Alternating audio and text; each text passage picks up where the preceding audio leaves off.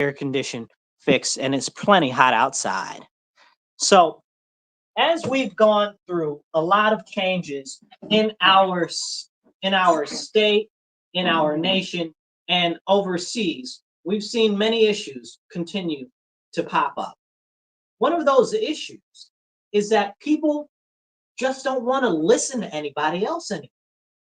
And that's a very, very, very serious issue. You know, there used to be a day and age at some point, I don't know when it was, I don't know if it was in my lifetime or before, but it used to seem like at least people used to be a little more civil, and that civility, that listening, that willingness to listen has gone away almost completely. And it's like, well, if you don't listen to somebody else, how do you understand somebody else? And that's a very big issue.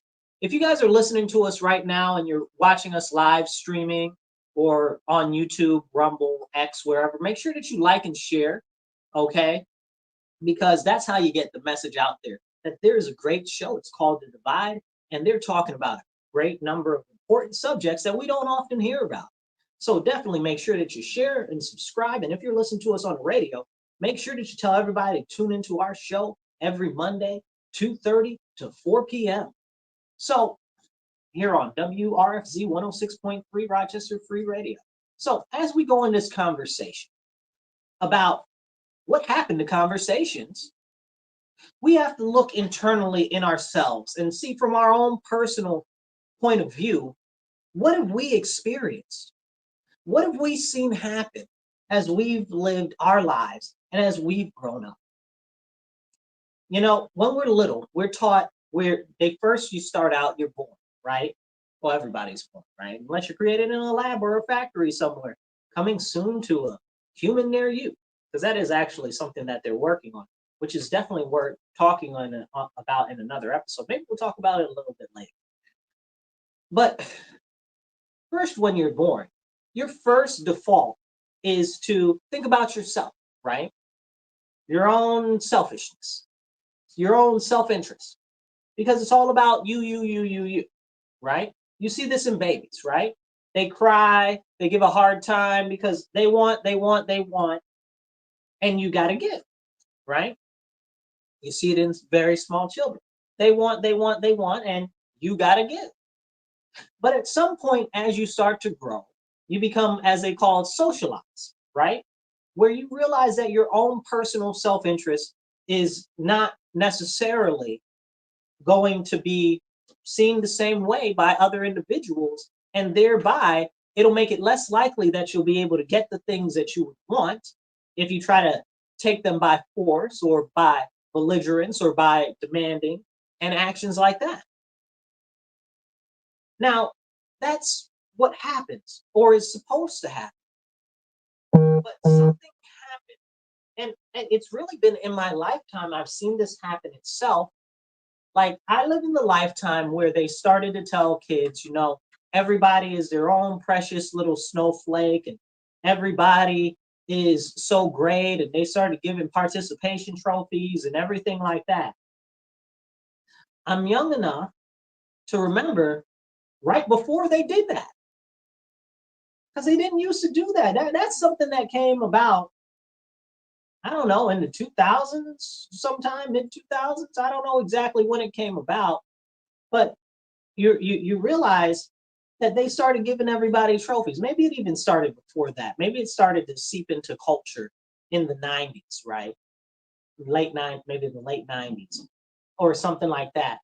Because everybody, and America is founded on everybody being an individual sovereignty, individual liberty, which is something that we talk about often.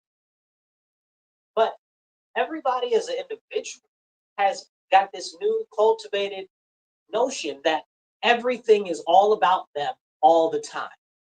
And if somebody doesn't support what you believe or what you want to say is true, right? Because you don't even necessarily have to believe it. You might know completely different, but you say that it's true. And if other people don't want to participate in that, you are belligerent, you are nasty, and sometimes you're even violent. And that's not okay. But this is what we see happening. It's evident. You can see it right in your neighborhood, in your same community that you live in. We've got this issue from telling everybody that they deserve to be heard and seen, and that is a misnomer and a absolute fallacy.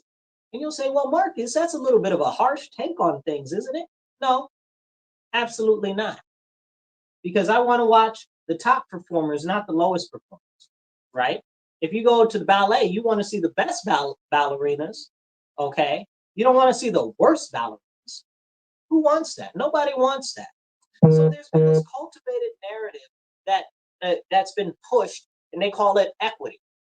Well, you have to ask, what is equity? Equity is alive, basically now, because they've tried to rebrand the definition of equity. Equity means that you have some stake in stuff, and now they're trying to make it mean something completely different. It means that now they're trying to say, oh, it means that people might not have started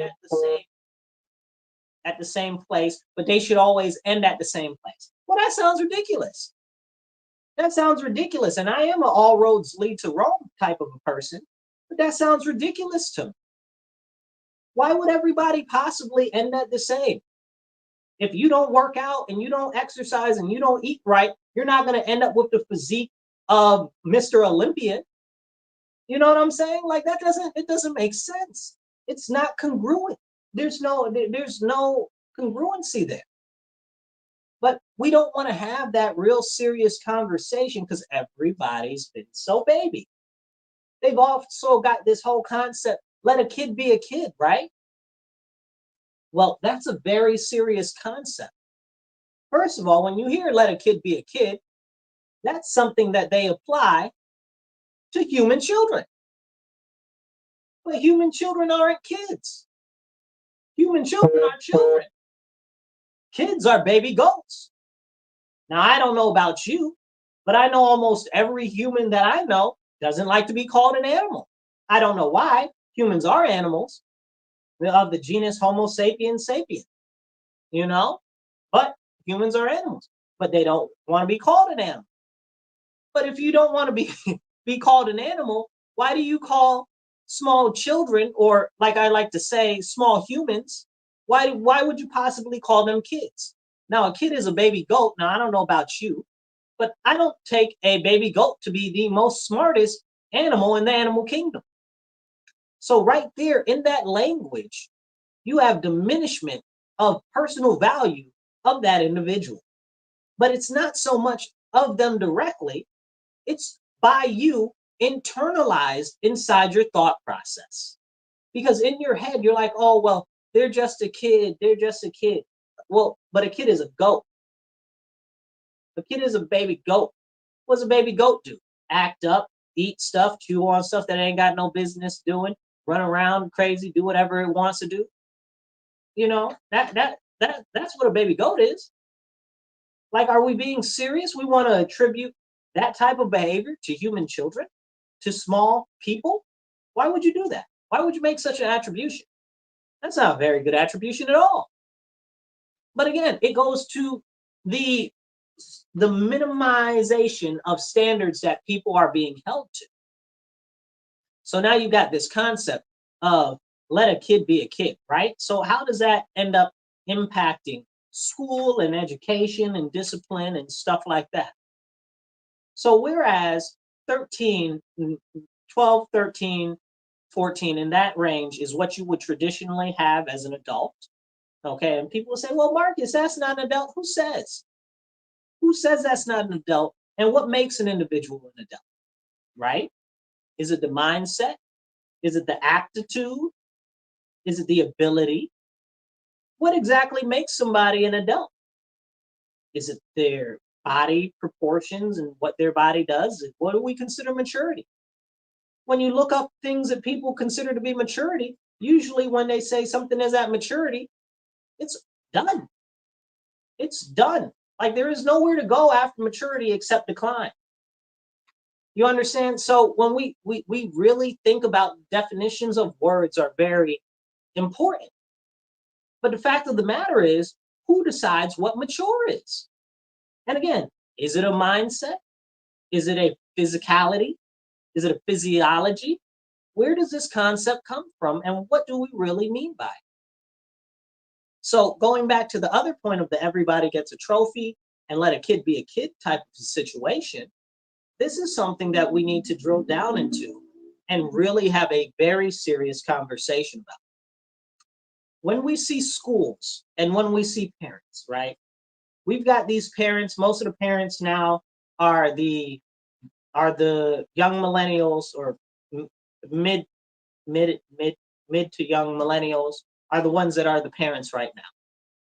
And they still feel like, oh well, I can do the same things I did when I was in high school or in middle school or whatever, right? So there's no, what would you call that? Is that maturity? Is that maturity of mindset? Is that physiology? Again, where are we deciding what is maturity? Now these people are raising their children. They're allegedly, right? And that's up to that's a questionable statement if they are raising the children or not, because largely it's the TV, music, their peers, and the educational system. And that's why I'm not very big on the educational system, because why would you let your enemy teach your children? The government is not your friend. The government is your enemy. The government seeks one thing, and that's to empower itself with more power over you as an individual. And you're supposed to have individual liberty and individual sovereignty. But you no longer have that with the structure of the educational system. They take that away from you. They drain your creativity, and they make you into a blob that they want to be filled with whatever the thought process of the age is. In this case, everything is super, super soft and super, super leftist liberal. Okay, most of it is largely socialist, and now they're putting this Islam nonsense in there. Okay, and you'll say, well, Marcus, it's not Islam nonsense, well, isn't it? Why is that in the educational system in a Christian country? And then you'll say, oh, well, Marcus, it's not a Christian country. Yes, it is. Yes, it is. America is a Christian country. America was founded by Christians. There's a great level of prophetization. Okay, there is a great level of what would you call evangelism here. The majority of the country has always been Christian since its founding, because it was founded on Christian values and Christian morals. And then people will say, oh, well, there should be a separation between church and state. Where does that concept come from? Because it's not in the Constitution or anywhere like that. So the concept comes from a letter. It's not even actual law or anything. It comes from the concept that came from a letter. Now, the whole thing behind separation of church and state was actually to do with the English church, right? Now, if you know anything about the English church is the Anglican church. The king is the head of the Anglican church. Right now, that's King Charles. Okay. What happened with England is they didn't want to abide by the rules of the Catholic Church, which were you can't keep getting divorced and then get remarried. So that's King Henry, what is it, the eighth, right? So he didn't want to do that. He said, I do what I want. So he got rid of the Catholic Church and said, I'm starting my own church. And that concept did not sit well with many of the first settlers that came from over. The Puritans, you may have heard of them. Okay, the Pilgrims and the rest of them.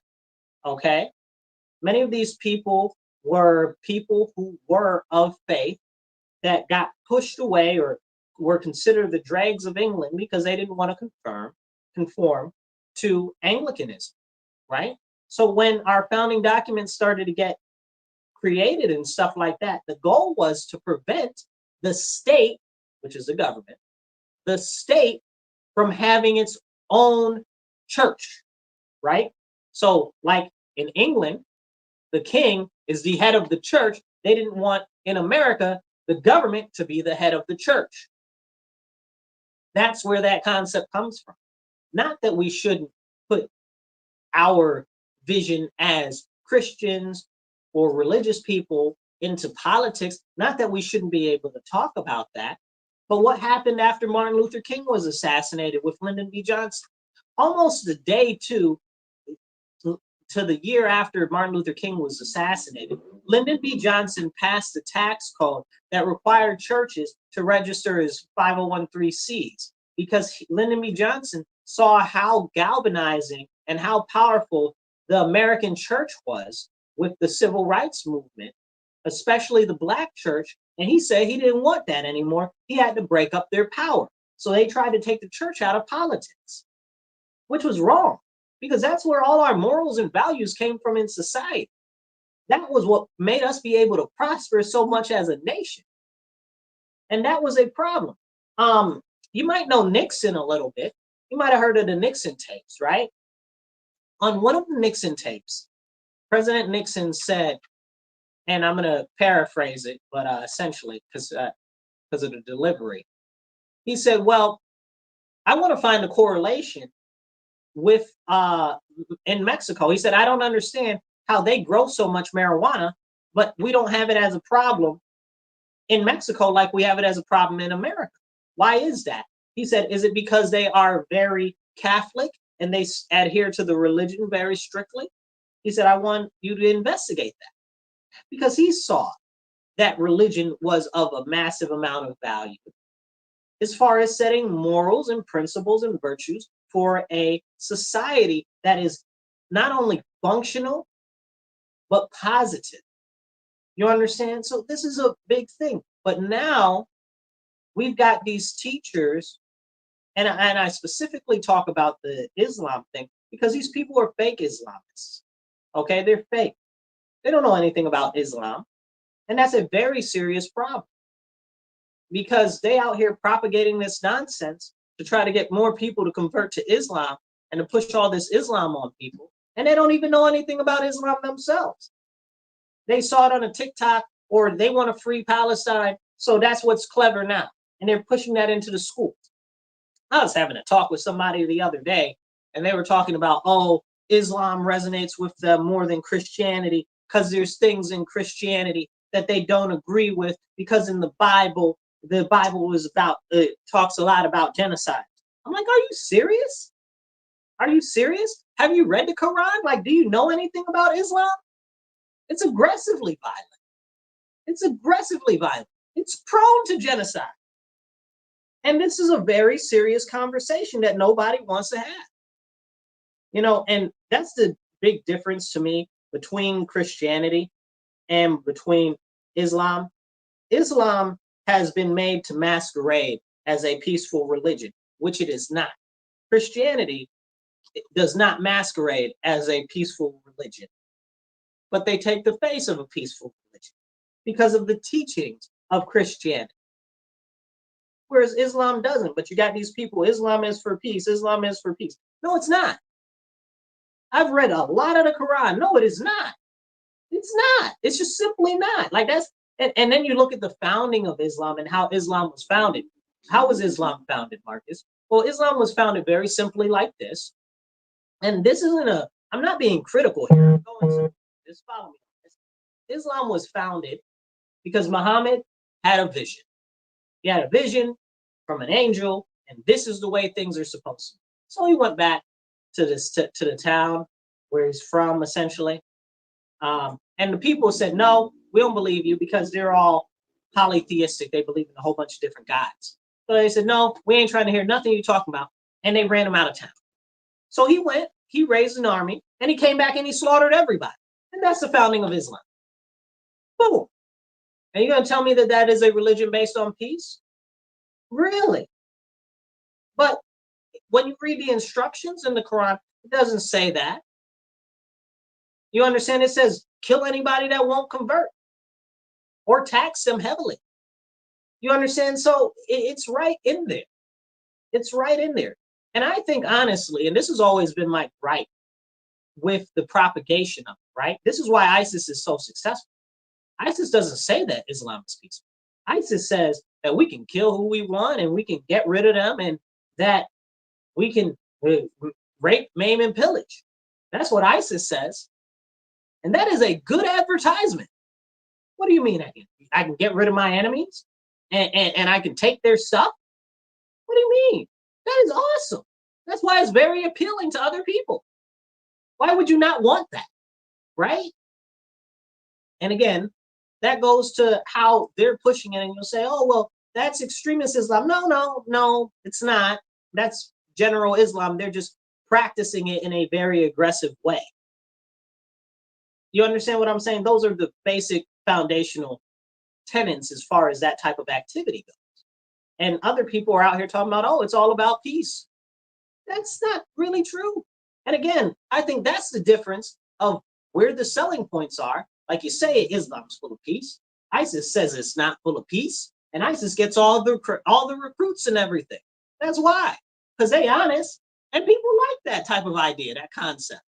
I'm not mad. I think that it sounds like really kind of appealing as somebody that is like, wow, you know?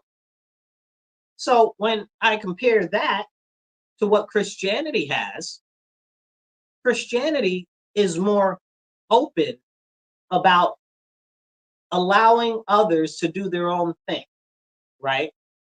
When you read the scripture, and it's more about encouraging people to learn more about the religion and to follow the teachings and principles. Okay? There's no forced conversion that's required by the Bible. That's just not in there. It's not. And this is something that we really have to have a conversation about, because these people are in there, they're trying to encourage the children on the TikTok, on the Facebook and stuff to go join Islam, and they don't even know about it. And then they support alphabetism. How you support alphabetism and talk about you Muslim? No, you don't. Then you're not a real Muslim, you're a fake Muslim. And that's my point, really. These people out here masquerading as fake Muslims, okay, don't know anything about Islam. Islam don't play that alphabet stuff. Like in Dearborn, Michigan, where when they got elected to the city council overwhelmingly, they voted to take down all the pride flags. They don't like you. What do you want about it? And then you get mad and say, well, Christianity, it doesn't like that. Well, it doesn't like that behavior. Because if that is a burden that has been put upon you, because everybody has their own proclivities and they have their own sins that they're predisposed to. Like maybe your sin is drunkenness, right? Like maybe that's your thing. Like maybe you have a tendency to be drunk. Maybe you have a tendency to be lecherous, right? Maybe you have a tendency to do any number of different things. You know, you can even just basically go through the 7 deadly sins, gluttony and stuff like that. America has a real problem with gluttony. That's a big issue. But you can go, everybody has their own proclivities, right? But we have to, as Christians, push back against them. That's the whole point of the religion. You understand? Which again is different from Islam, because Christianity is about denying yourself many things. You know, they said there's been people that have been not Christian, and then they go through and they read the Bible and they say, well, this must have been written by madmen, because why would you deny yourself all of these things and stuff like that? Well, that's the whole point of the religion and the concept of virtuousness as adhered to by the religion. It also talks about how we're not perfect as individuals and we need to keep growing towards the Lord. And that's the real powerful difference, is that we are supposed to continuously be working on being better humans, even if we have our own proclivities. Okay? And this is a very serious thing. So, contrary to what people want to say, yes, Christianity does say that homosexuality is against God. That is a very clear outlined thing. But Christians don't go around killing them. Muslims do. So if you're in a Muslim country, you're going to get murdered. But if you're in a Christian country, you're not going to get murdered. So you might want to think about these things before you push these things. Now, as I go back into the original part of the conversation, and if you're following, make sure that you like, share, and subscribe, especially share. Right now we're live. Make sure you share, make sure you comment, all of that good stuff. Now, as we go back to the original part of the conversation, I thought that this was important because we're going somewhere after this. But as we go back to the first part of the conversation, with everybody being their own special little snowflake, and let a kid be a kid when children aren't kids, okay, because kids are baby goats. We have to go back to what's being taught in the educational system, but not just the educational system. TikTok, the social media, Facebook, all of that stuff. What's on the news? What's on the music and stuff like that? Because that affects the peer groups that the kids are around. Kids, right? Baby goats, easily impressionable, not too bright things, right? That's what they call human children. So it's this concept, and honestly, I think it's a warped concept, that human children need to be coddled. Now, as we talk about these difference in religions, right? Now, the U.S., they'll say, is not a Christian nation as it is. It should be, for sure, 100%. That should be the official religion. Okay, I don't care what anybody has to say. I don't care. I do not care. Do not give me your gift or whatever you want to call it. I'm not with nothing that you're talking about. Oh, it should be secular. It shouldn't have anything. I don't care. I do not agree with you. Because you know why I don't agree with you? Because none of these Muslim countries give a flying monkeys on. Okay, I was on a trip, and we had to stop in Doha, and it was what do you call it? What's the one where you don't eat? Why am I not able to think about it? Ramadan. There we go. And it was Ramadan. We're getting off the plane, and they're like, "Oh no, if you can't take any water off the plane or anything like that, because if you eat or drink off the plane, you'll get arrested." I'm not Muslim. Why should their law, their religious law, apply to me? That's got nothing to do with me. I'm not Muslim. Why I got to not eat and drink? That's their own thing. They want to fast. I don't make them fast when I fast. What's up with that? They don't keep any of our holidays. What's up with that? Should we be forcing our holidays on them? I don't know. Maybe. They want to force their stuff on us, and then we let them come to this country, and we let them do whatever they want. When they have no concept of integrating with our society, oh, I'm going somewhere with this today, you guys. When they have no concept of integrating with our society, and while that might not be every single individual Muslim from every single individual country, that is a massive amount of them. It's a massive amount of them. And I'm not talking about American Muslims, right? That's not what I'm talking about. I'm talking about imports. Okay? I'm talking about these people that we've got coming over from all of these countries that hate us. Okay? All these countries that hate us just so happen to be Muslim countries, because apparently we like countries where it's sand. We like all these sand countries because all these sand countries got oil. They've also got archaeological things that we don't talk about, because that's really some of the stuff that we want to go after, but we don't ever talk about that, because you can't talk about the archaeological sites and stuff like that, like the ziggurats and stuff like that. Oh, did those get blown up sometime? Some of those got blown up and stuff like that? Oh, yeah, we can't talk about any of that. Anyway, that's for another episode. But where I'm going with this whole stuff is that American Muslims are different than these imports who do not have any concern or care about our rule of law or about anything else. Now, the concerning part is there that the religion is being sold halfway to the youth because of this whole Palestine thing. And now I see them pushing it in schools. But you can't talk about Christianity in schools, so somebody make it make sense to them. Can we have that conversation? They don't even want you to say Christmas because Christmas might be offensive to somebody. Can somebody make that make sense to them? Hello? No? No?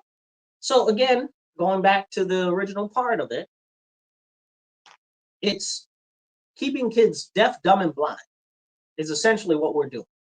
And I'm largely focusing this towards the older kids in high school and stuff like that, college age at this point. But I want to go back to the 12, 13, 14-year-olds, right?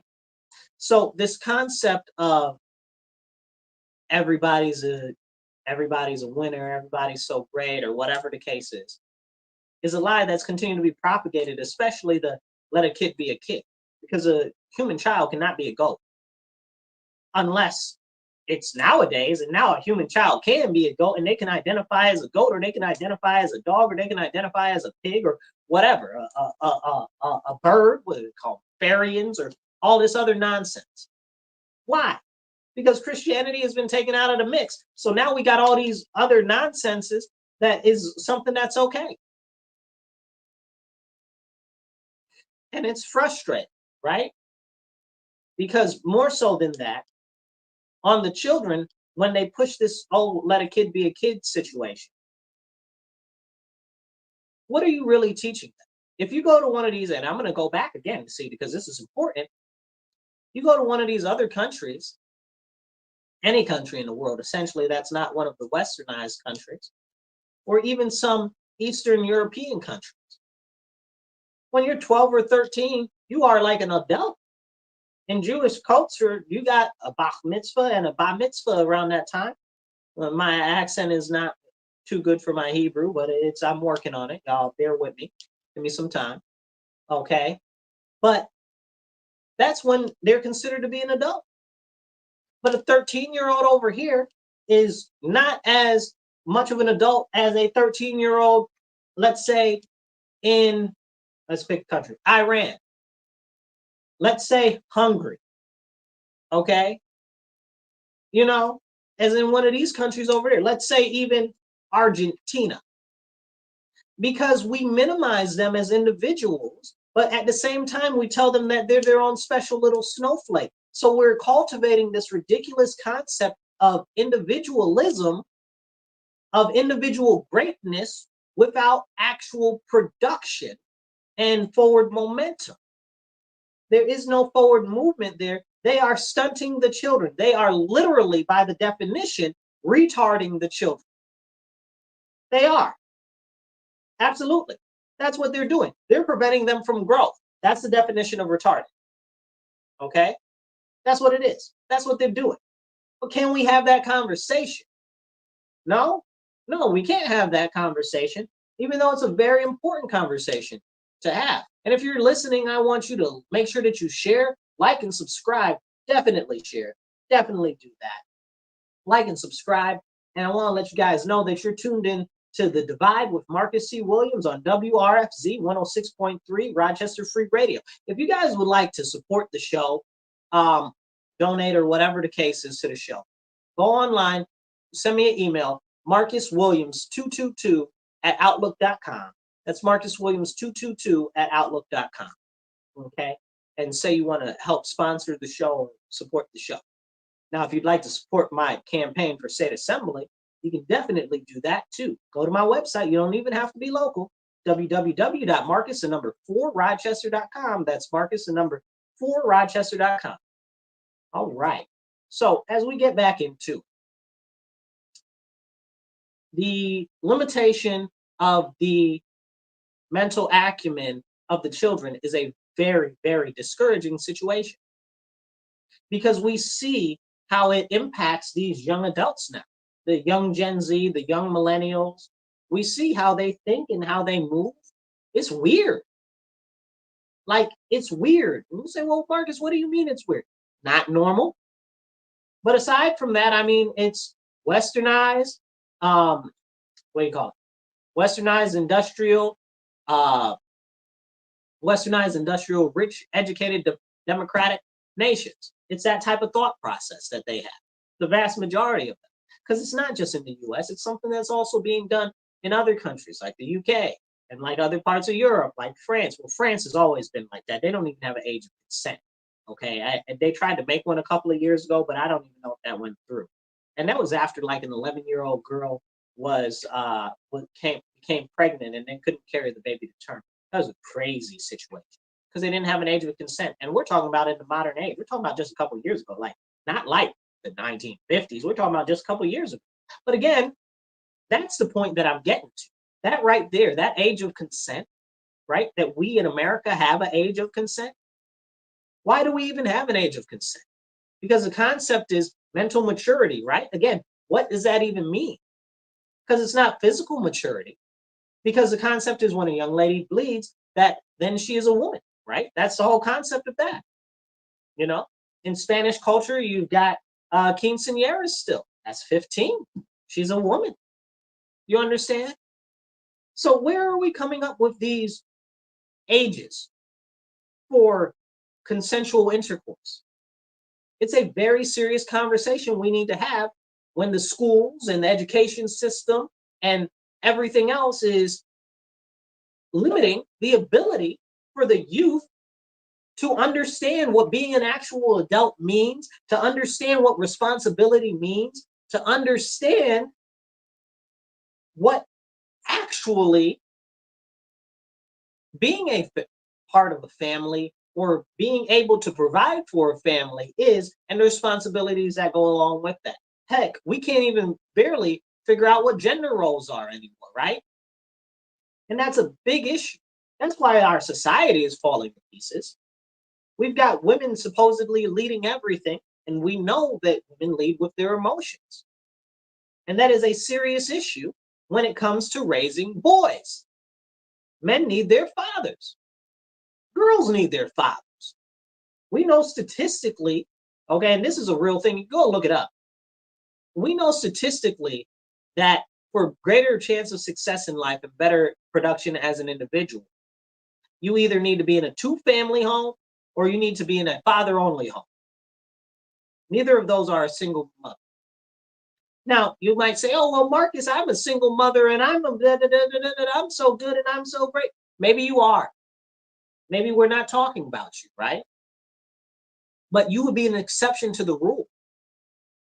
Because the fact of the matter is now we have all of these fake thugs out here running around all emotional, wanting to shoot up and fight people and stab people and all types of stuff because they can't control their emotions.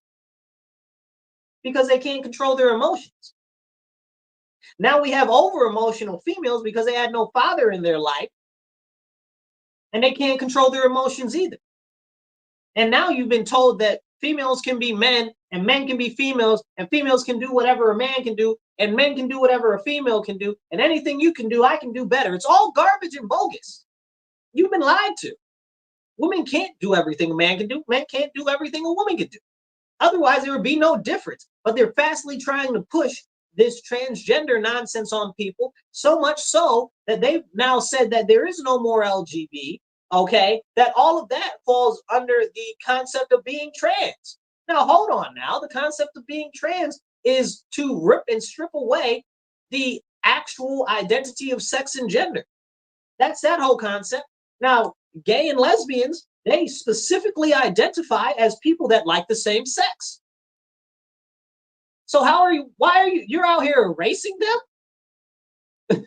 And then saying, oh, everything is trans now? This is what's happening. But we can't have this conversation because nobody wants to have this conversation. And we, as a society, are doing a disservice to the children. And the children are the future, but if we're bringing them up wrong and we're minimizing them and we're legitimately, again, retarding the children, limiting their ability to grow mentally, okay, that's what's being done, okay? Because you're keeping them small. That's what you want to do. That's why they say let a kid be a kid, because you don't want them to grow up. And then you're like, oh, well, these kids don't know how to take care of their children or whatever the case is, because you never let them grow up. You never taught them what responsibility was. You never showed them what it was important of a comprehensive household, of having a mother and a father in the household. And now alphabetism, I don't even know what to say, right? Because it's bothersome because I have to make sure that when I'm talking about this, that many times I have to differentiate from the LG and the B, okay? Which I don't even really consider the B to be part of any of that. And that's a whole separate conversation for another day. But you got to separate the L and the G from the T when you have a conversation. Because a lot of the stuff that you talk about, the L and the G, isn't applied to the T because the T, again, is trying to erase the L and the G. And it's a very serious issue. But the fact of the matter goes back to the point that now they're teaching kids that boys don't have to be boys and girls don't have to be girls. And this comes after all of this ridiculous, what are we in? Fourth wave feminism now? You know, it started off, oh, men can do whatever, women can do whatever men can do. You know, Then it went to, oh, women don't need men. Then it went to, oh, women are as good as men and they should be in power over everything. And now it's that men can be women. What is going on here? What are we teaching the children? And this is stuff that they want to put in schools. It's already in many schools. You see them alphabet flags in there, you better understand and know that you got some freaking weirdos in there, okay? Not some normal alphabet people. You got some extra weirdos, okay? And they're probably pushing that nonsense on your children.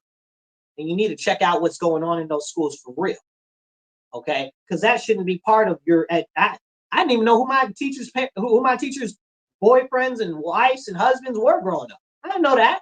I didn't know their sexual orientation, and I don't need to know their sexual orientation to learn. It's got nothing to do with anything. I don't care about anybody's sexual orientation. I don't care about what you do in your bedroom. That's you. And if that's again, and if you got a problem with that, hey, I don't know what to tell you because I don't care. Just keep your business out of my face. I don't want to see it. I don't want to think about it, and I don't care. Do you, boo boo? But that's real, and that's too real.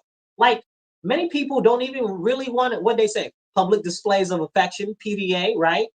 Like that was a thing, and they used to be like, "Oh, get a room," you know? "Oh, get a room." Be kissing and holding hands and being all lovey-dovey in public. "Oh, get a room," right? And that was straight people, you know? Like people don't. That's not a thing for everybody. That is your own personal stuff. But now they try to say, "Oh, well, that's what everybody else is doing, so this is okay." Well, but it's not. It's not. And the conditioning that's happening in our schools to our children, again, and this is what I keep going back to, because this is the whole topic of this conversation today, is what's being done to the children. You're introducing them to all of this hypersexuality. And this is my real point here. So if you're following, make sure that you subscribe, you like, and definitely share. Share, especially right now, right here. What's happened with the children is they have been told so much that a child should stay in a child's place, let a kid be a kid, that they have been limited at their ability to reason. Like you don't want to have a full conversation with children. You don't want them to be able to reason out. You don't want them to, a child should stay in a child's place, right? What if the child has something to add? Can we have that conversation? No, they don't want that because that would be too much like critical thinking, and that would be a child becoming more mature and becoming as an adult. And they don't want that. That's why they rip critical thinking out of schools. That's why most of the people think that all this nonsense that's going on is okay, especially with this free Palestine nonsense jihadism that we've got going on. They don't even know what they're fighting for. They don't even know what they're doing. They're being used as a tool by the elites against the American people and against other countries. They're foolish. They've been misled. And you can't tell them that they've been misled because they've got no critical thinking. When you attempt to engage with them, they're like, nah, nah, nah, nah, nah, nah, nah, nah, nah. I can't hear you. I can't hear you. I'm putting my fingers in my ears if you're listening on the radio, like you did as a little kid, and with my eyes closed, la, la, la, la, la, la, I can't hear you. That's what they do.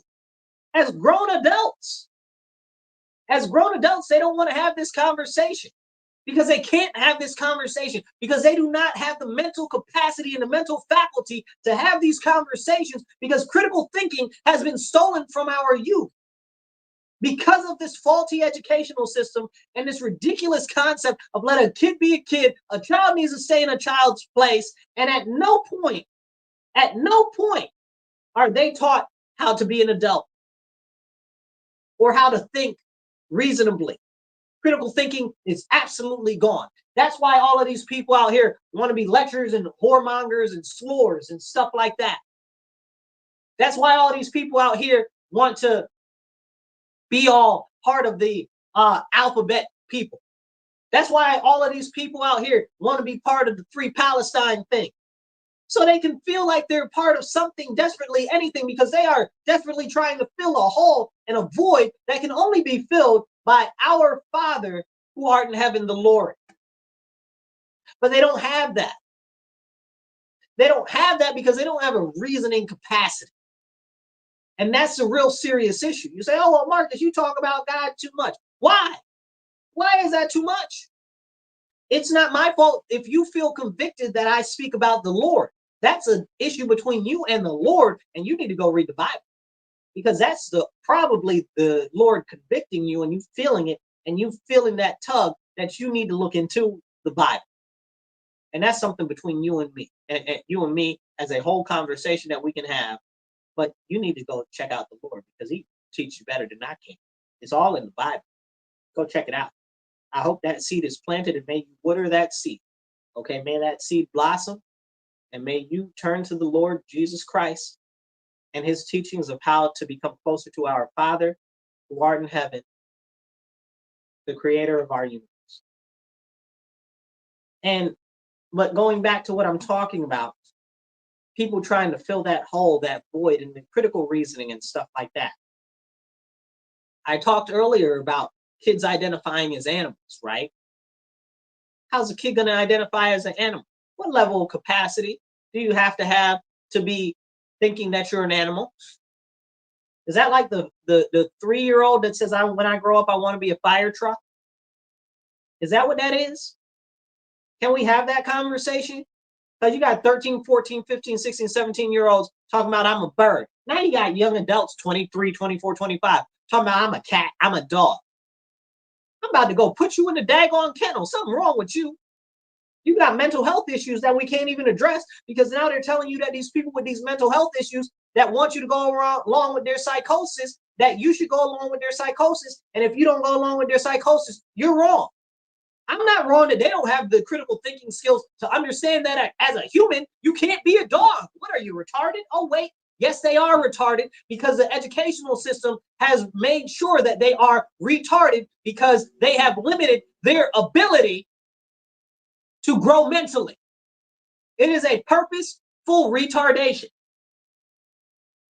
And people get offended by that word retard, right? Because they say, oh, well, it's a derogatory term. It's to who? To who? Who is it? Who is it a derogatory term to? This is with all this emotionalness that comes from all these women, okay? And you know that the women are just being manipulated by their emotions, and ain't nobody gonna like this. Somebody gonna feel some type of way about this. I'm sure somebody feel about some type of way about this show right now. Whatever you feel, make sure that you comment. Okay, I love to hear your comments.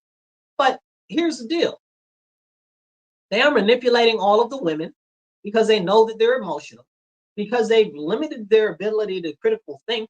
Now they're even more so emotional, because they've cultivated this brainwashing concept of that, oh, women don't need a man, women don't need a man, okay? Women are just as equal as men, okay? Women are better than men, right? Now we're going even further. Women are better than men.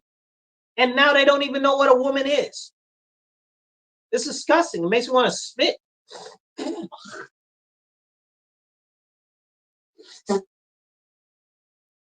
It's bad, people. They don't even know what a woman is.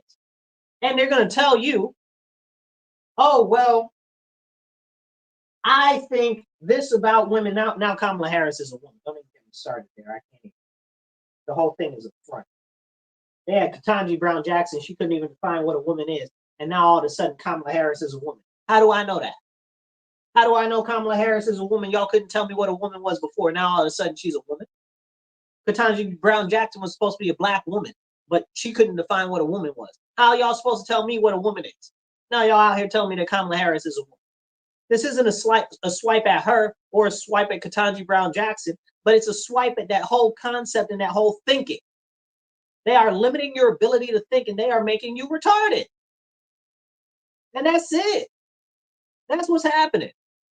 Okay, but people can't talk about that, because when you say stuff like that, that really makes sense, that people really need to dig down into, they don't want you to do that. You guys, this is a serious issue, because we're limiting the growth of our society, because we're limiting the growth of the children, because we're limiting the ability for them to be able to reason or even to know what the responsibilities and the duties are of an adult. And because we've stepped so far away from the Bible and from Christ, that's it. We are where we are, right? We need a national revival. We need an American revival. That's what we need. We really desperately do. A return to our traditions and a return to the Bible and the scriptural teachings. And people will say, oh, I'm not trying to hear nothing of what you're talking about, because you're completely avoiding the insanity that is going outside, where they're teaching kids that they can be a dog and that they should go pee in a box because they are an animal. This is a real thing. These are real things that are happening. People say, no, it's not happening, until they see it themselves, and then they ignore it and they're like, oh, no, it's okay. You know, I seen them clowning. I think this was in Denver the other day. This was at a high school. This girl was walking around this other girl on a leash, because the girl was like, she identified as a dog or whatever. And the kids were clowning her. The kids were clowning her. And people were like, oh, that's not nice. No, it's right. 100%. She's sick. She needs mental help. Something's wrong with her. Something wrong with her. You out here acting like a whole dog at school. Something wrong with you. Something wrong with you. Okay, that's weird. Okay. They only do that in weird countries. You do that somewhere in Africa, you do that somewhere in South America, they're gonna lock your behind up. They're gonna say that you sick because you sick. But we encourage this. And it's more so encouraged, again, because that critical thinking has been stolen from our youth, from our children, because they want to say, oh, they're a baby goat. And like I said, I do not take a baby goat to be too terribly intelligent. And that's why the children are not too terribly intelligent. And that's why they're so easily susceptible to all of these lies that are put out there and all this propaganda that is put out there. And then we wonder why we've got these crazy jihadists, American jihadists, out here terrorizing our monuments and writing death to America and stuff on them, and nobody's doing anything. Because they've been taught that this type of stuff is okay, and they don't have the critical reasoning capacity to understand that it's not. And this is a serious conversation that we need to have, but nobody wants to have this serious conversation. And this is a very serious problem. A very, very serious problem. But as we go into that, I want to shift the conversation a little bit. Remember, share and subscribe. If you're watching right now, definitely share, definitely subscribe. You know, somebody earlier told me, they said they don't like me because I'm homophobic. I've never been scared of a gay person in my life. I got a lot of friends that are gay. Okay. I got a lot of friends. Do I have to separate gay and lesbians? You know, because that's all one thing. You know, it all used to be homosexual. Now you got to make sure you differentiate, and maybe they're non-binary and all this other nonsense. I don't go past that. It's homosexual. All that other stuff is nonsense. Okay. Demisexual, pansexual, trans, what non-gender confirmed. I'm not with that. I'm not with that. Just because you want to be psychotic and have a psychosis does not mean that I have to participate in your psychosis, and I'm not about to do it. It's not about to happen. It's not about to happen. But they got these laws that they keep pushing now in the US and in New York State, where they're trying to make it illegal if I don't address you by your pronouns. I don't know what your pronouns are, and I don't care. And I'm not about to sit there and play with you over some pronouns. Talking about your pronoun is ghost and ghost self. You need a slap is what you need. What's wrong with you? Are you hysterical? That's what they used to do. You remember the movies? Somebody would used to be hysterical, and then they'd slap them to bring them back to normalcy. Be like, get a grip of yourself, you know, and shake them a little bit. And this is what needs to happen. These people need to get a grip of themselves. Gender non-conforming. What does that mean? Tomboy? Tomgirl? I don't care. Okay? Shoot. Were you born with wedding tackle or not? You understand what I'm saying? Well, we can't have those conversations because they don't want you to have those conversations. I got friends that are, I guess you would call them now, transgender, but they're not even really transgender, right? Like they're more so she-males, or what do you call it? What's the other one? Transsexuals, right? Like that was what it was before this whole tranny nonsense, because it's not tranny, right? It's transgender.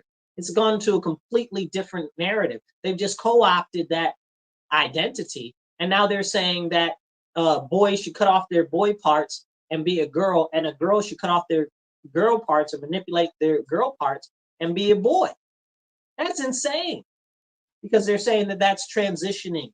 right? That's transitioning. So because it says transitioning, that's why they want to call it trans. But that's not the same thing as people that would consider themselves she-males or transsexuals, stuff like that.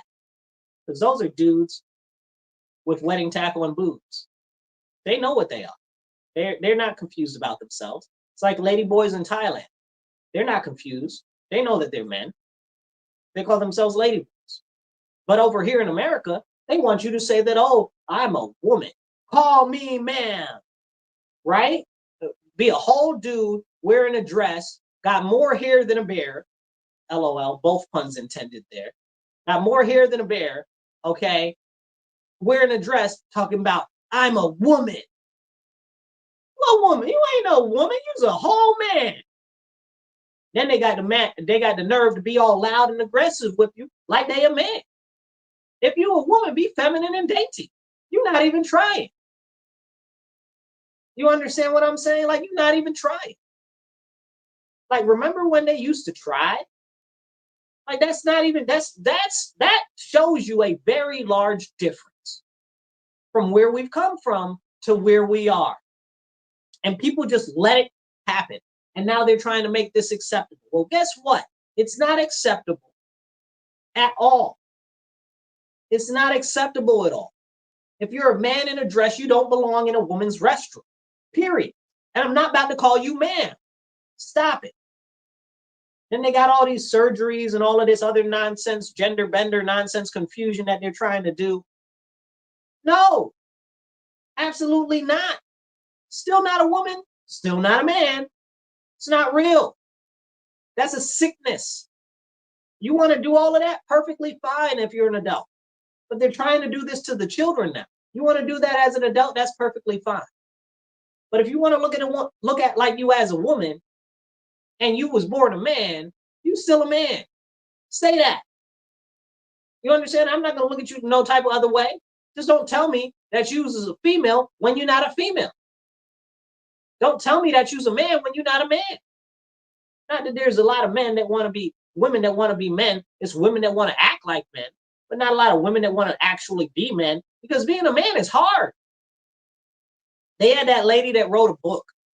I can't remember the name of the book. I think we might have talked about it on the show. But she wrote a book, be it My Life as a Man, or Being a Man, or I'm the Man. I think it was called I'm the Man or something like that. But she wrote the book about, she was trying to stay being a man for 2 years and investigating what it's like to be a man. She only lasted about a year and she couldn't do it anymore because she said it's absolutely terrible.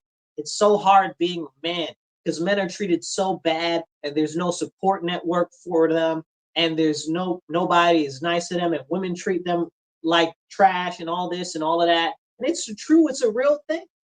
Why would females want to sign up for that nonsense? Most of them don't, but they want to behave like man. They want to get rah-rah in your face, especially these ghetto hood boogers. I said what I said, okay? I said exactly what I said. You're not men. You're not. And you're getting all rah-rah like you are. That's the problem. That's the whole problem. You're supposed to be a female. You're supposed to be feminine. You're supposed to be dainty, okay? If you want to be a tomboy, that still don't mean that you got to act like you's a man. It means that you might like more traditionally male pursuits. You might like to play football. You might like to do construction and work with your hands. It doesn't make you not a female. You know what I'm saying? And for me, I like and respect rough and tumble females. You know, but that's a thing for me, because I feel like strength is important, not just strength of physicality, but strength of character and strength of conviction. That's very important to me. You know, I come from a family of very strong women, but it didn't make them any not feminine. It didn't make them men. You understand what I'm saying? Like, that's a very big issue. Like, they got this whole concept, let a child stay in a child's place. Well, why don't you say let a woman be in a woman's place? Right? Like, is that not, when you say something like that, then it's a problem. Well, maybe we should have that conversation. What's the difference? What's the real difference? Because women don't actually want to be men. They still want to be females, and they want to get all the extra love and affection and caring and nice stuff, and they want to be a female, but they want to be all rough and in your face and aggressive and act like they can't get knocked down. You want to act like a man, maybe I should punch you in the throat like a man when you try to act like you somebody that you ain't in my face. But then if you put your hands on a woman, you got to identify as a woman. You understand what I'm saying? But this woman that want to act like a man, all in your face, putting their hands on you and stuff, and they don't want you to put your hands on them. Listen, equal rights, equal fights, period. End of story. You balls enough to get in somebody's face and put hands on somebody, okay, or go all rah-rah in their face, you got enough balls to get hands put on you, period. Don't get all rah-rah in somebody's face and not expect to get your wig knocked back. Are we being serious right now? But this is the concept. And they want to make women all super soft. No, well, she's just a woman. Well, why is she in this man's face so aggressive? Why is she putting hands on this man? Why is she throwing stuff? Well, men are stronger than women. Are they? Because you're the same people that want to put men in women's sports. Make it make sense. You want to put men in women's sports, saying that that's right. That's what should be done. No, it shouldn't. Men should be in men's sports. Women should be in women's sports. If you want to open a, what do you call it?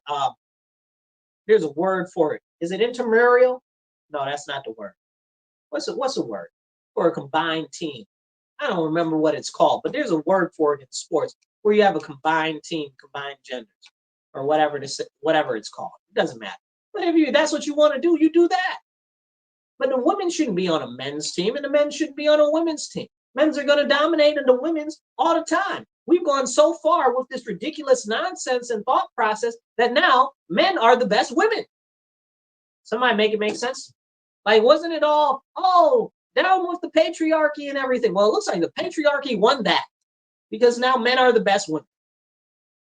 It's insane to me.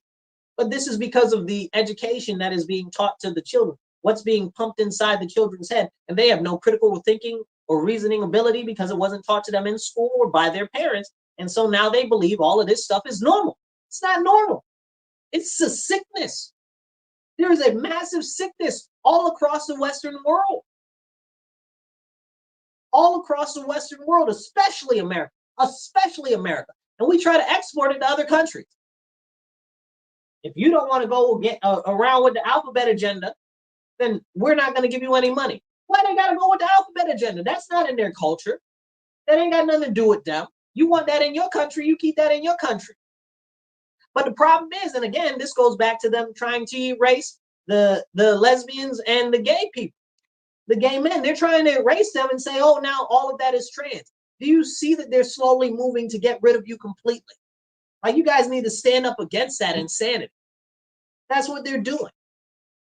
Because they want to make it so nobody has to be any gender or anything, because at the end of the day, the whole goal is now they're pushing this IVF, right?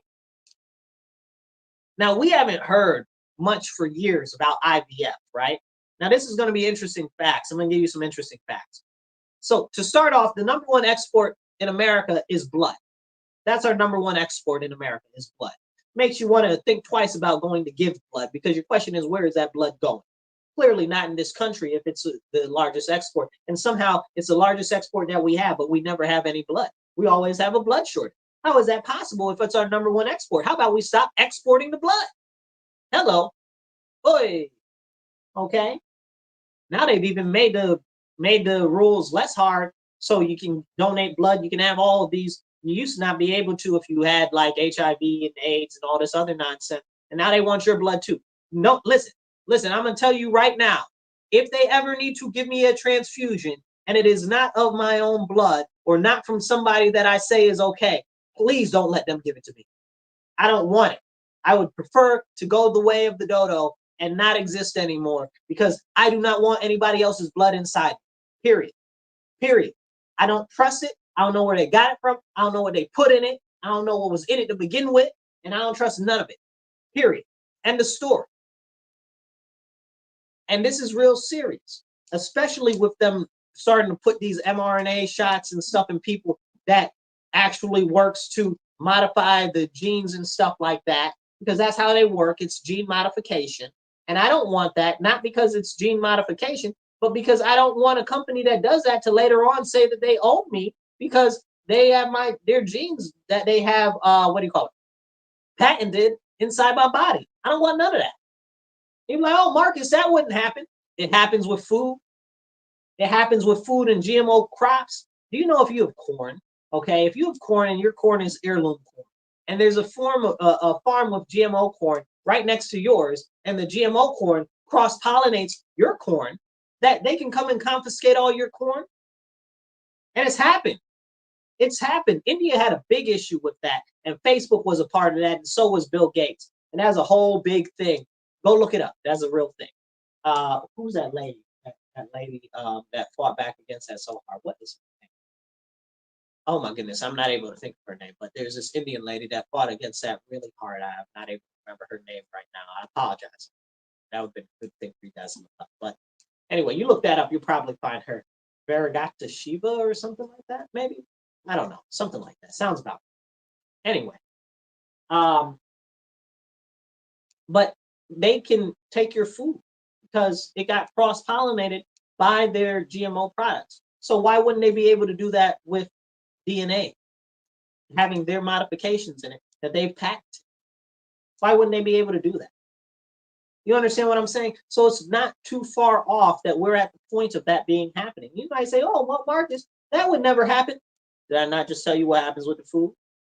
Are you not familiar with our country and the way businesses work? Aren't you guys that say, oh, that would never happen? The same people that say that the government is corrupt and big business is corrupt, and both of them are against the people? And you tell me that that would never happen? Of course it would. It's probably happening right now. And as they go on with these things, and this is what I'm getting back to the IVF situation, right? Like, I think it's a good concept that there is IVF. I think we might have talked about this. No, I think we talked about IVF on the Elephant in the Room show, which is, I encourage you, check out my podcast, Elephant in the Room, 6:30 to 7:30 Sundays. You can catch it on my Facebook or on my X or on my YouTube, the Marcus C. Williams channel, and soon it'll be on Rumble, also the Marcus C. Williams channel. But check that out. That's a little bit of a different format, and we talk about different things. But yeah, so with the IVF, so in vitro fertilization, right? So they fertilize the embryo, fertilize the egg and create an embryo outside of the mother, and then they put it back inside, allegedly, right? But they take out a lot of the eggs and they fertilize a lot of the eggs. What ends up happening is a lot of them end up being destroyed or used for experiments. But we can't talk about that. So that was the whole issue with, I want to say it was Mississippi or maybe it was Alabama, where they put a law forward after this IVF clinic. This is where this whole craziness about the IVF started kicking off, saying, oh, Republicans want to ban IVF. That was a lie. What happened is that an IVF clinic got broken into, and there weren't enough security precautions to stop somebody from destroying all of these people's embryos. So the state said, no, you got to make sure that there are security precautions enforced so that people can't be destroying other people's children.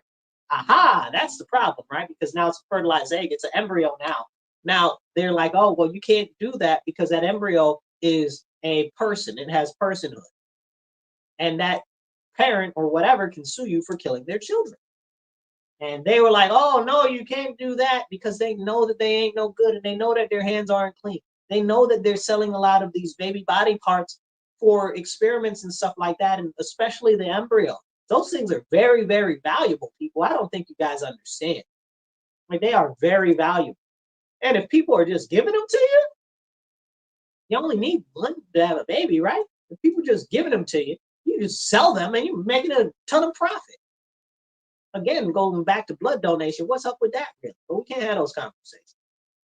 But that was the whole concept, that if these embryos are destroyed, that the parents of those children have recourse.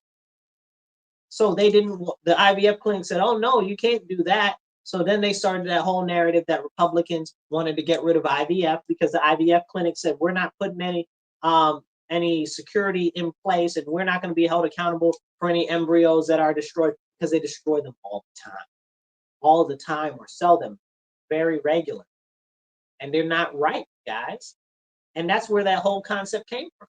They're not trying to outlaw IVF. They want to make it so that the parents have recourse if their embryos, their children, unborn children, are destroyed, as they should have such a recourse. Why would you not want that recourse available to them? Do you hate parents? Do you hate people that are trying to get IVF? Why would you not want them to be able to sue somebody for destroying their embryos? Why wouldn't you want that? Are you a monster? Question mark. So if you really understood what's really going on, you'd be more concerned. Now that we're talking about that, we need to have a conversation on these giant gestation farms that they're building. They're working on building all of these artificial wombs and stuff like you might see in the movies to grow children en masse. There's a plant that's actually sponsored by Israel, that's by an Israel firm, that's being built in New Jersey to grow embryos en masse into children without actual parents, with artificial wombs or whatever you want to call it. I don't know what you call it. In stasis, maybe? I don't know. There's got to be a better word to explain what it is. But just think of like a pod that they're growing the baby in. You know, think of it if you've seen something like that in a movie, right? So, and they're starting this. This is a business. This is a business. It's going to be a massive, massive business. What they're trying to do is they're trying to make it so that's the only way to have children. You know, it started with the CRISPR and the gene editing of children, and this is just the next step. This is just the next step.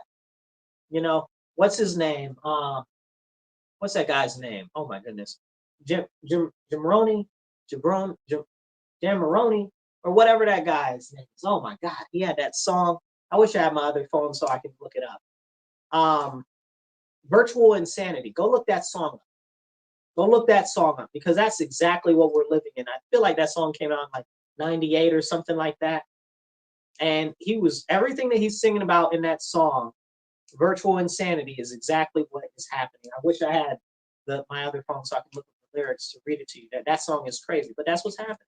You know, it's not nature's way, like he says in the song. It's not nature's way. And it's crazy, because this is being propagated as normalcy, and it's being woven into the fabric of society, because they don't want you to have children naturally, because they want to be able to control the children. Y'all got to wake up. You don't got to wake up, right? Like, the message is for the people that are willing to listen and willing to hear, but you got to wake up.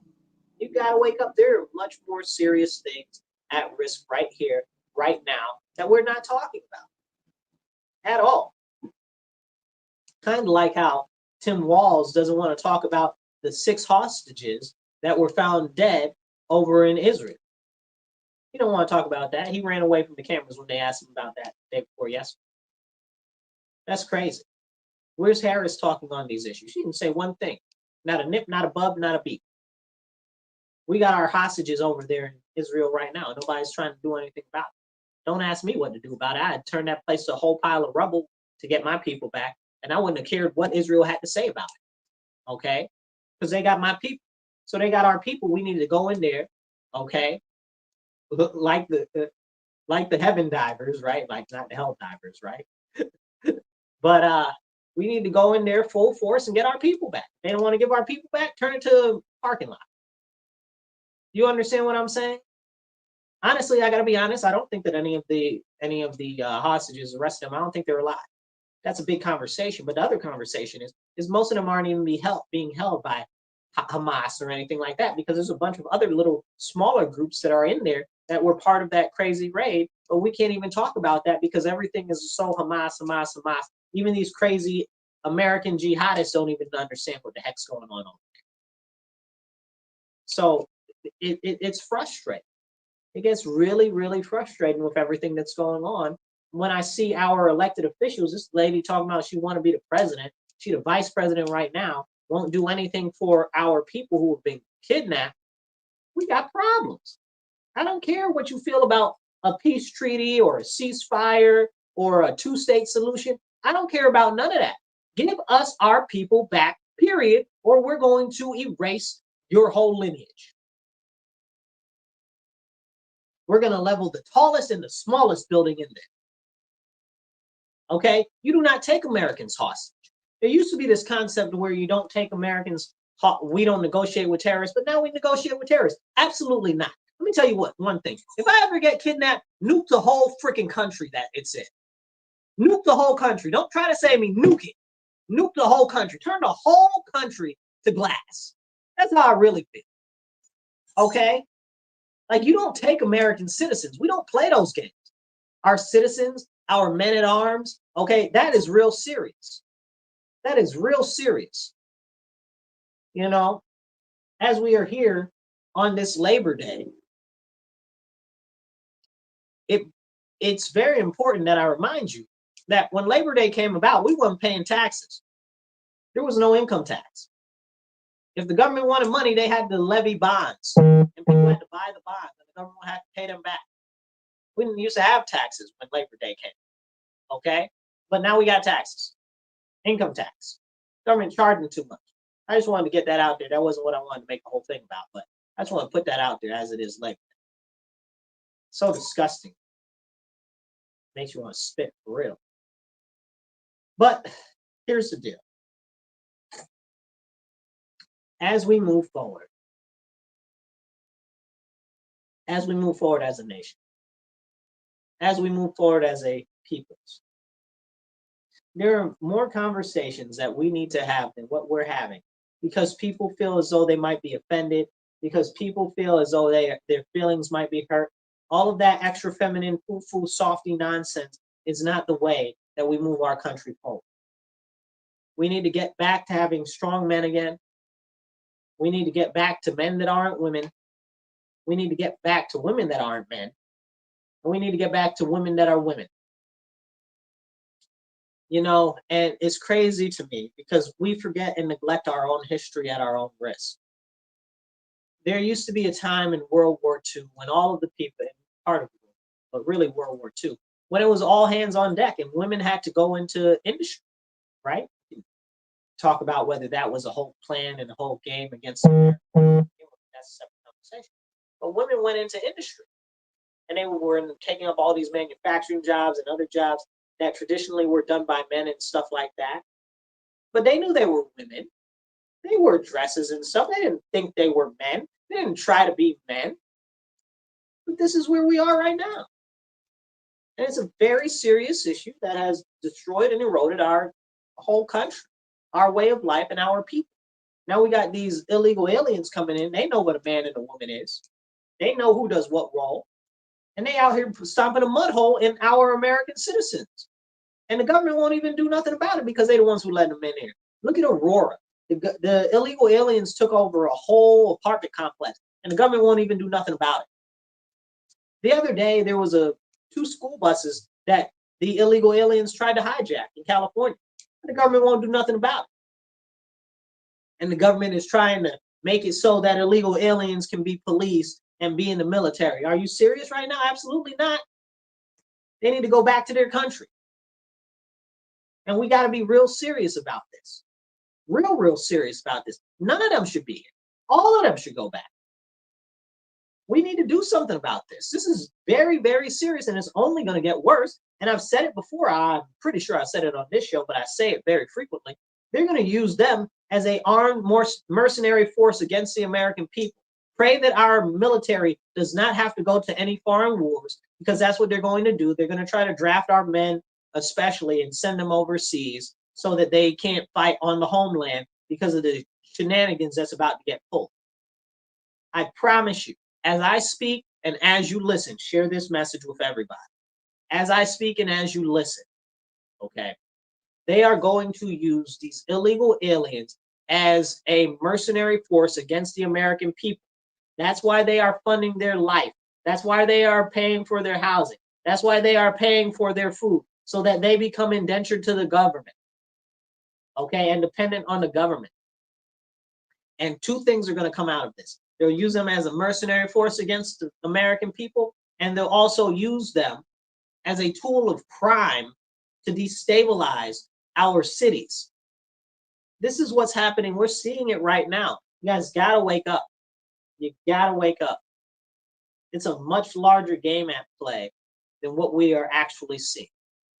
And that's why I try to encourage everybody to get active on the local level of politics, because if we do not, It's going to start at home. It's in our backyard. Right now, we got all these illegal aliens sitting down here in the downtown hotel looking pretty, and they ain't giving other people in the rest of the county food stamps that they need, or and they ain't paying for their rent, but they paying for these illegal aliens. Explain it to me like I'm five. Make it make sense. American money for American people only.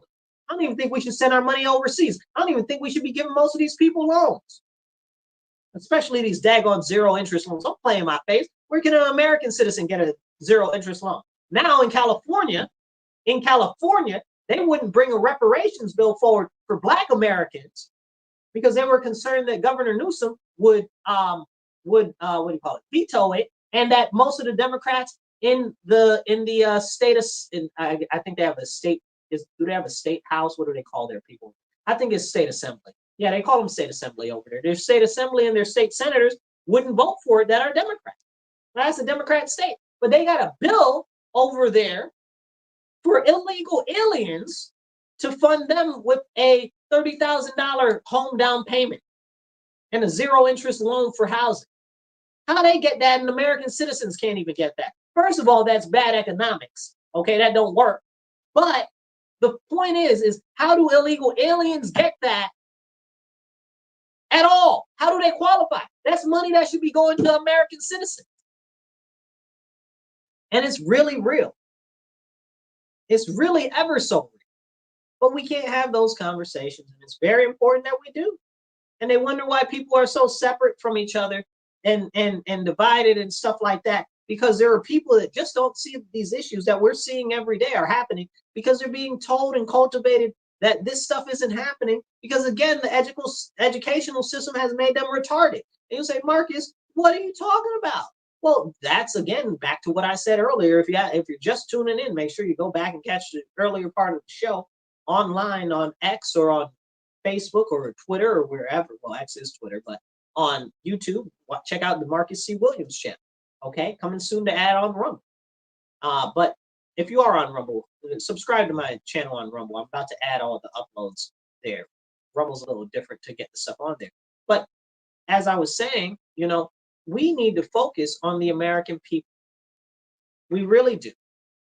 They have made the American people so, they have restricted and retarded. Again, that's the only definition of the word that would work to fit there. They have made it impossible for people to have cognitive ability. They have prevented them actively from having cognitive ability and mental growth. That's the definition. You're preventing something from growth. That's what it is. And that's what they're doing, especially mentally. And people really believe that what we're seeing with our own eyes is not what's going on and that we should just completely ignore it. That's crazy. That's absolutely crazy. That's insane. And we can't do that. We need to say, hey, these things are things that are going on and we need to identify them and we need to get loud about them. Look at the crazy American jihadists. These people out in there talking about death to America, save Palestine, all of this other nonsense, destroy buildings and destroy monuments and stuff like that. They're all loud about that. Where are we being loud about these very serious issues in our country? What is happening? Where is these protests on the level for the illegal aliens, right? Where's that happening at? Well, New York City, they're doing it. Stand up, New York. I love y'all. Okay? So it's real. Good job, y'all. Okay? The ones that are standing up, y'all know who y'all are. I appreciate you greatly. Okay? But we need more people to stand up. We need more people to get active. There are very serious things going on. And to go back to the other issue that I was talking about, forcing people to identify you as the way that you identify and stuff like that, we've got a amendment to the Constitution in New York State coming, the state constitution. It's going to be called Prop 1, and I'm going to encourage you to vote no on that, because people will say, oh, it's about this or it's about that. It's not about any of that. What it's about is very simply editing our current Equal Rights Amendment, which we have one of those, which protects race, color, creed, sex, and all of that stuff.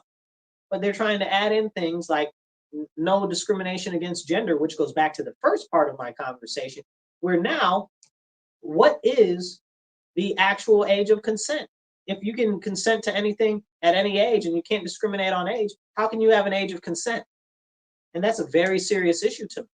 not just because there wouldn't be you couldn't have an age of consent, but because the youth would not be able to cognitively understand to consent to something like that, because you've made it so they have no critical thinking, because you've made them retarded. You've retarded them. That's what you've done. You've prevented them from having the mental growth and the mental capacity to even say, yes, I would like to engage with sex or not. They don't have the cognitive ability to do that. So essentially, to me personally, for the majority of the youth, that is malicious malintent and rape. So as they're going down this path, it's a very serious problem, because that opens the door for that. It also opens the door for men to be on women's sports teams. That's scary. Okay, and men to be in women's bathrooms and stuff like that. That's a serious problem. Could you imagine if you've got a daughter and she's going in the park to go to the public restroom, and she's in the girls' room, and there's this giant 46-year-old man, okay, that is in there with her? You wouldn't like that. That's weird. That's weird. That's weird. And not to say anything aside from that, it's unsafe. And we know that they've been trying to kidnap little girls and little boys like that. And it's happened. We've got records of it. We need to have that conversation, but people don't want to have that conversation. But it's very important that we talk about these things openly and seriously. Because if we don't, then they'll never actually get addressed. Like I said, this is all part of Prop 1 that they're trying to push into our Constitution. It's going to be on the back of the ballot when you go vote this year in New York State. If you're in New York State, vote no. Okay, and it also does other things. People say, oh, well, it's for reproductive rights. No, it's not. We have New York State laws that already enshrine abortion and all of that. And we're not even going to talk about the lies that you use to say that abortion is reproductive rights, because that's not what it is. That's a whole separate conversation. But if that's what you want to say that it is, that's not about abortion, because it's already codified in law. Abortion isn't going anywhere. You can't get it to go anywhere, because it's not something that anybody has a taste for in New York State. But we should have a conversation about late-term abortion in New York State, because you shouldn't be able to kill a baby up to birth. That is a very serious problem. That is a very, very serious problem. And there's been cases of them killing babies after they're able to be born. You know, in New York State, that you cannot resuscitate, you cannot work to provide aid to a baby that is born alive during an abortion procedure, even if they're viable. You know that? But we can't have those conversations. But this goes back to this ridiculous constitutional amendment they're trying to do. It's got nothing to do with abortion. Abortion is already in our laws. It's not going anywhere. So why would you even need a constitutional amendment to even talk about addressing that? Don't play in my face like I'm stupid. And I know you guys, if you listen to the show, you're definitely not stupid. Make sure that you share and like. Definitely share it. And as we come up here, I'm going to encourage you yet again, vote no. And if you'd like to support the show, send me an email, marcuswilliams222@outlook.com. That's marcuswilliams222@outlook.com. That's 3 2s. And if you'd like to support the show, if you'd like to pitch in or whatever, and if you'd like to donate to my campaign for state assembly so I can work on some of the crazy laws that are going on in New York State, definitely donate to my campaign, www.marcusforrochester.com. That's Marcus, the number 4, Rochester.com. I really appreciate all you guys tuning in today. It's very awesome that we get this chance to talk to each other. So make sure that you tune in next week, 2:30 to 4 p.m. on WRFZ 106.3 Rochester Free Radio. I'll catch you guys later. Remember, stand up, speak up, and don't shut up. Take action. Be blessed and be well.